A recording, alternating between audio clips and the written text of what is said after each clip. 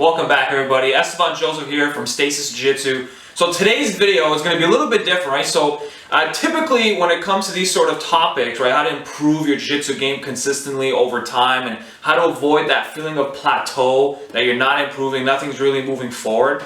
So I could just talk about it, but also wanted to incorporate the whiteboard just so I can write some things down in case you guys are the type that like to take notes and sort of, take action that way. Right? For those that don't, you can just listen to it and take action that way as well. Okay, so to start things off, there's a main topic, there's a main reason why you're not improving. There's a lot of sub-reasons, a little tinier versions I'm going to go into. There's pretty much three main ones.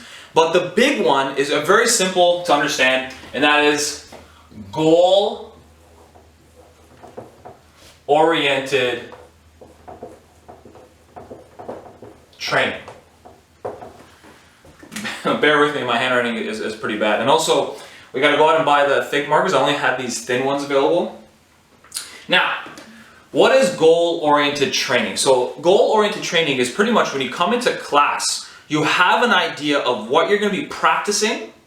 Or if, let's say, you're in class and the professor has his own schedule, that's totally fine. It's what you're going to do after class or before class to put that extra work in. And for the most part, if you come in and you're aimless with your game, you're sort of just, whatever, I'll just do whatever I'm in the mood for, whatever is the newest move on YouTube.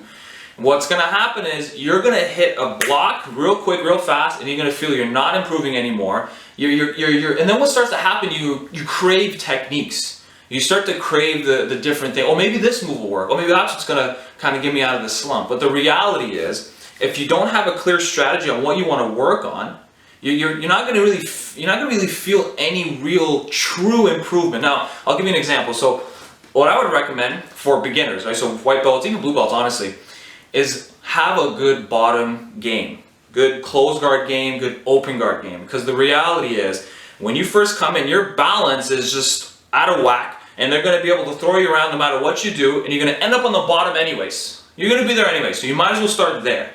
So what I would recommend is that you have in mind, okay, for the next 6 months, I'm only going to really put my focus and thoughts towards how do I improve my bottom game.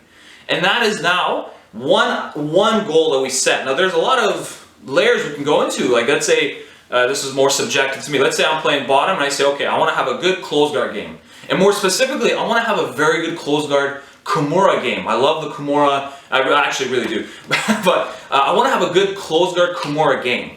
And that already, knowing that, you come into class, you have a purpose, and you work A to B to C until you pretty much get it, and it feels easy, it feels fluid, then you can move on to the next, and to the next, and continue this program and this idea until you pretty much become unstoppable. It doesn't really ever change. So now, let's get into the three sub-reasons why you're not improving. Let's say you are goal-oriented. So you took action, you started laying out a plan of what you want to do, what game you want to play, what techniques you want to work on, and you're doing it and you're going on along, a couple weeks, couple months, or whatever the case may be. And then again, you start to feel this feeling again coming up, or it comes up too often, right?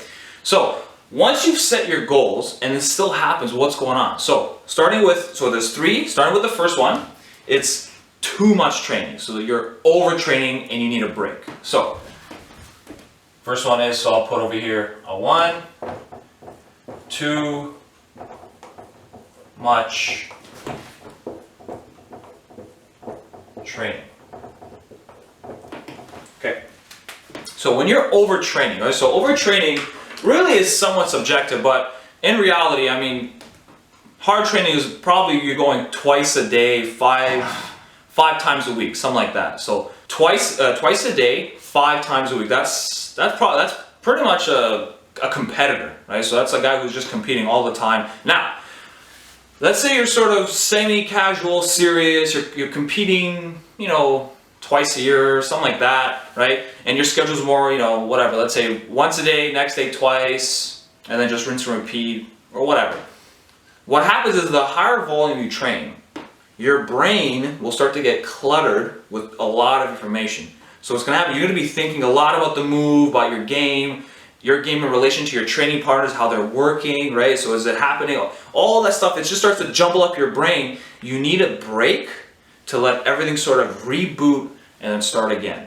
So rebooting meaning, for example, me, when I was a white belt, or pretty much up until now, if I am overtraining, I start to get cluttered, for me 2 days of no training, not even thinking about it, seems to fit me well. But some guys take about a week. They take a week, they just leave it, they don't think about it, they go do other things, they go, life gets in the way, right? So you do your own thing. Now, the time has to be wise, so don't go too far. If you start going 2 weeks, 3 weeks, you can come back and feel good, but the thing is, you're on a rhythm. So when you're training a lot, you're in this momentum, and what happens when you just stop, and you stop for a long period of time, you lose that roll. And what happens, you come back, and then you start to feel all you just feel crooked, it doesn't feel right. So just be wise with it. I would say, play with it for yourself. Like, everyone has their own length of time that they need, but just be mindful, don't stretch it too far. That's part of also just learning over time. You just sort of understand how far you can go without, again, losing that momentum. So the first one is too much training. Okay, so now number 2, it's actually the exact opposite, right? So you're training too little, so it's not enough training. So number 2,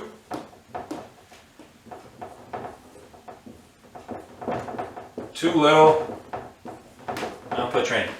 So now you're just not training enough. Okay, so if you're training twice a week, you're gonna have a hard time if you set your standards real high.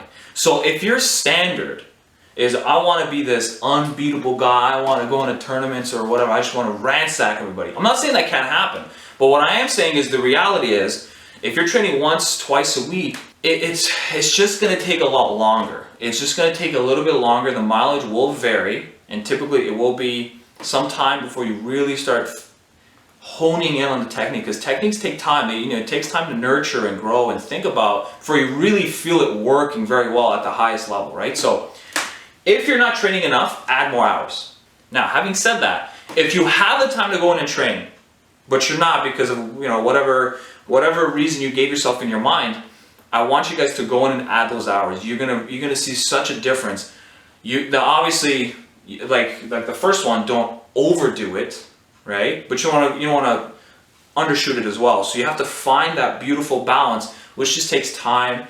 And just the more you train, the more you understand how much is enough for you, or how too little is not enough. So too little training is going to be another problem. So manage that as well. Add more hours, or make the most out of the hours you have available. The third and final thing. So the last one is going to be, you sacrifice moves too early, or rather, you just ditch them too early. So number 3 is, you ditch, I'll put T for techniques, too early. So what do I mean by too early? So we'll have someone who says to me, hey, I've been working the armbar for about 2 months. And let's say he's a white belt. So I've been working the armbar for 2 months, and I haven't seen any improvement. I haven't been tapping blue belts or purple belts. What's going on? It's just, the armbar just sucks. I'm gonna move on. Give me another move that works a lot better.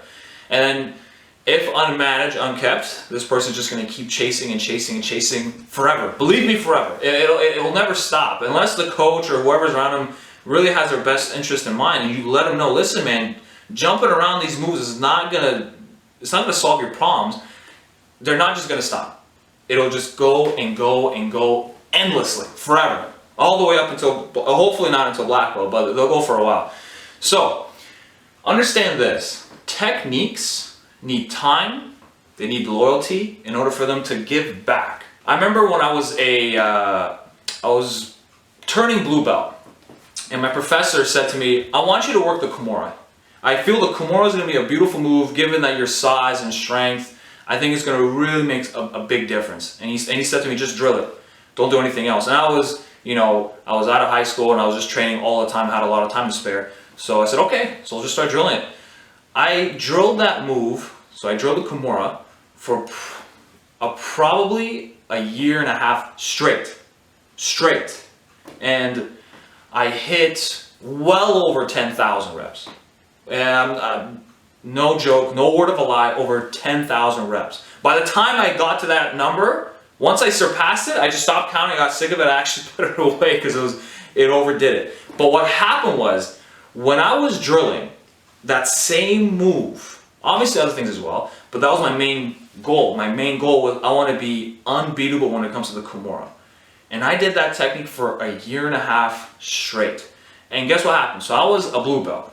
It got to the point where if I was rolling with a purple belt or a brown belt, now, I wasn't able to beat them anywhere else. So when it came to guard passing, sweeping, they were still very high in terms of their level compared to me. But my Kimura was on such a standard that if I latched it on, I was going to get it. It was not even a question. It's just what happens with techniques. So remember this. So techniques, there's two parts, right? So right now you look at it as this is you and this is the technique. You guys are two separate things. That's how you look at it.